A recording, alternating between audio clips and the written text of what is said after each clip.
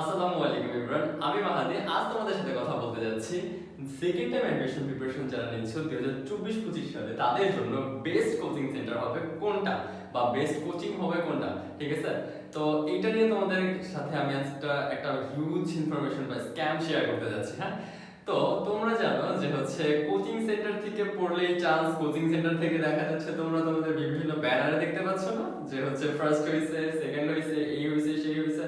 কিন্তু একটু ভেবে দেখো তো, তুমি যে সেকেন্ড টাইম প্রিপারেশন নিচ্ছ, ফার্স্ট টাইমে তোমার কোচিং তোমার জন্য কতটা করছে? তোমার কোচিং সেন্টার বলো, বড় বড় কোচিং সেন্টার গুলো তোমার জন্য কি করছে?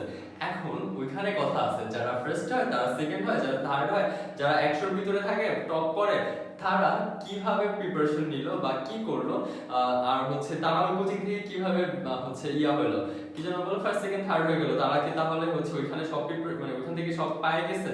ব্যাপারটা কিন্তু এমন না। বড় বড় কোচিং এর যে স্ক্যামটা হয়, কোচিং এর যে স্ক্যামিং গুলো হচ্ছে, তোমাদের ওখানে টানা হচ্ছে, সেটা কি জানো? ওই যে ফার্স্ট যারা হয়েছে না, ওই ছেলেটাকে ওইখানে ধরো ভর্তি ছিল, ওইখানে নিবে, নেওয়ার পর ওরা কিছু প্রাইস দিবে, টাকা পয়সা দিবে, দেওয়ার পর তোমাকে ওইখানে কথা টথা বলবে, একটা বক্তব্য টক্তব্য দিবে, ছেলেটা যে ফার্স্ট হয়েছে ছবি টবি বানিয়ে টানাই দিবে, ছেলেও খুশি, কোচিং এর খুশি, কোচিং এর ব্যবসা হয়ে যাচ্ছে। ঠিক আছে, এইটা হচ্ছে মূল স্ট্র্যাটেজি, যার কারণে তোমরা যাই ফার্স্ট টাইমে কিন্তু ভর্তি হয়ে গেছো। তো এখন কথা হচ্ছে যে ভাইয়া কোচিং সেন্টারে ভর্তি হবো না, পড়বো কই, সেকেন্ড টাইম প্রিপারেশন নিব কিভাবে? আমি বলি ভাইয়া, সেকেন্ড টাইম প্রিপারেশন তুমি তোমার যে কোনো একটা ভাইয়া বা আপুর গাইডলাইনে থেকে শেষ করো। তুমি মনে রাখবা, ওই যে ফার্স্ট হয়েছে যে ছেলেটা, যে মেয়েটা সেকেন্ড হয়েছে, যে ছেলেটা ফার্স্ট হয়েছে, থার্ড হয়েছে, সেকেন্ড হয়েছে, ফোর্থ, ফিফথ, 100-এর ভিতরে ছিল, ইউনিভার্সিটিতে চান্স পাইছে, তুমি মাথায় রাখবা এর পিছনে কোনো না কোনো একটা বড় ভাই বা বোন ছিল। ঠিক আছে, একে শুরু থেকে শেষ পর্যন্ত কোনো বড় একটা ভাই গাইড করে গেছে। তুমি মাথায় রাখবা ভাইয়া যে তোমার এই সেকেন্ড টাইম প্রিপারেশনের টাইমটা অনেক বেশি ইম্পর্টেন্ট। কোনো কোচিং এ দিয়ে বা কোচিং এর শিট পড়ে বা কোচিং এর কোনো কিছু ফলো করে আবার তুমি তোমার সময় নষ্ট করো না। তুমি বড় বড় প্ল্যাটফর্মে ভর্তি হও না, দেখো তোমাকে 100 জন, 200 জন, 500 জন নিয়ে লাইভ ক্লাস করাচ্ছে। তুমি তোমার একটা পার্সোনাল প্রবলেম থাকতে পারে ভাই, তুমি ওটাকে তুমি জানাতে পারতেছো না, ফার্স্ট টাইমে পারছো, বিষয়টা কিন্তু পারো না, যার কারণে কিন্তু তুমি ফার্স্ট টাইমে হেরে গেছো। এই জন্য আমি তোমাকে বলছি, আমি তোমার বড় ভাই হিসেবে তোমাকে সাজেস্ট করতেছি যে ভাইয়া, এই যে বড় বড় প্ল্যাটফর্ম গুলো আছে না, এখানে তুমি ভর্তি হয়েও না। এখানে ভর্তি হয়ে তুমি তোমার টাকা লস যাবে, জীবনের সময়টা লস যাবে, তারপর তোমার জীবনটা গোছানো হবে না, তোমার পাবলিকের স্বপ্নই থেকে যাবে। ঠিক আছে, তো তুমি খোঁজ করবা কি, তুমি যে ইউনিভার্সিটিতে পড়তে চাচ্ছ বা যে ইউনিভার্সিটিতে পড়তে যাবা বা তোমার ইচ্ছা আছে, ওই ইউনিভার্সিটিতে চান্স পাইছে বা ভালো করছে, টপ রেজাল্ট করছে, এরকম কোনো ভাইয়াকে খুঁজবা। বা তোমার আশেপাশে বড় ভাই আছে না, তোমার এলাকায় বড় ভাই আছে না, বা যদি নাও থাকে, তুমি ভাই আমাকে নক করতে পারো যে ভাই, আমার তো এরকম বড় ভাই নেই, আমার এরকম একটা গাইডলাইনের দরকার যে আমি এখন কিভাবে পড়বো, কি করবো। ঠিক আছে, তো তুমি কোচিং সেন্টারে স্ক্যামিং এ পড়ো না ভাইয়া। তোমাদের জন্য আমার অনেক কষ্ট হয়, কেন জানো? তোমরা এই যে ফার্স্ট টাইমে বা সেকেন্ড টাইমে এসে অনেকেই ভুলটা করো যে কোচিং এ ভর্তি হইছো, কোচিং এ ভর্তি হয়ে তুমি তোমার টাকাটা মারা খাই যাবা। হ্যাঁ, একদম বাংলা ভাষায় বলতেছি, টাকাটা তুমি মারা খাই যাবে, জলে গলায় দেওয়া লাগবে তোমার টাকা।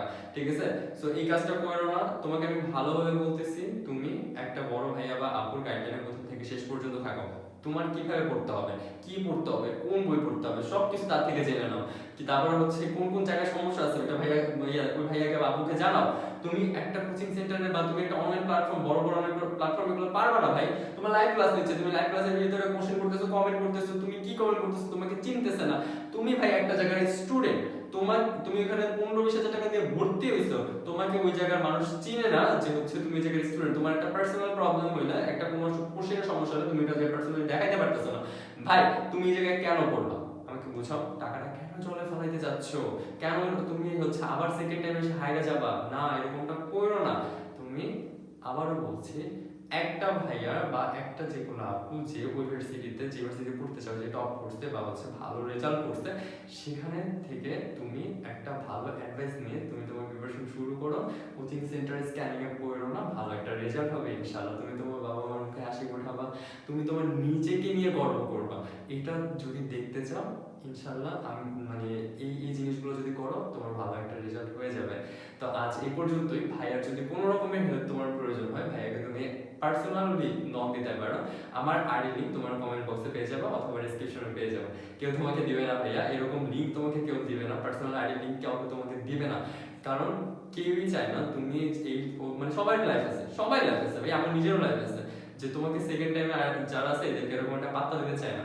সো ইয়া, তুমি আমাকে নক করতে পারো, অথবা তোমার কোনো ভাই ব্রাদার আশেপাশে যে কোনো ভাইকে নক করে বা কথা বলে যে বলো যে ভাইয়া আমাকে শেষ পর্যন্ত একটু কন্টিনিউ করে দেন, আমি আপনার কাছে চিরকৃতজ্ঞ থাকবো। এইটুকু কথা বলেও তুমি ওই ভাইয়া বা আপুর কাছে তোমার এলাকার আশেপাশে যারা আছে এদের সাথে যোগাযোগ করে ভালো একটা রেজাল্ট করার জন্য এখন থেকে লেগে পড়ো।